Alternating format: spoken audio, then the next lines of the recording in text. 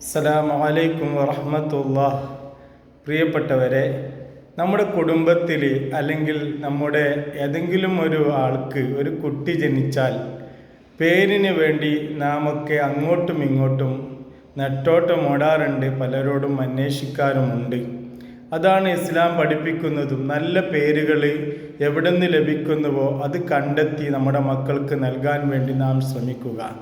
ഇന്ന മിൻ ഹഖിൽ വലദി അലൽ വാലിദി അയ്യുഹ്സിന ഇസ്മഹു അയ്യുഹ്സിന അദബഹു.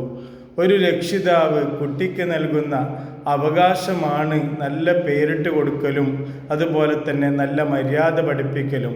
നല്ല പേരുകൾ നാം നമ്മുടെ മക്കൾക്ക് നൽകണം. അതോടൊപ്പം തന്നെ ചെറുപ്പത്തിൽ തന്നെ നല്ല മര്യാദ നമ്മുടെ മക്കൾക്ക് നാം ശീലിപ്പിച്ചു കൊടുക്കണം.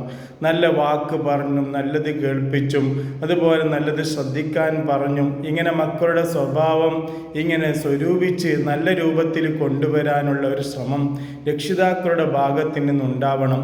നബി സല്ലല്ലാഹു അലൈഹി വസല്ലമ തങ്ങൾ പറഞ്ഞു, ആഖിറത്തിലേക്ക് എത്തുമ്പോൾ നിങ്ങളുടെ പേരുകളെ കൊണ്ടാണ് മഹ്ശറയിൽ വിളിക്കപ്പെടുക എന്ന് നബി സല്ലല്ലാഹു അലൈഹി വസല്ലമ തങ്ങൾ നമ്മെ പഠിപ്പിക്കുന്നുണ്ട്.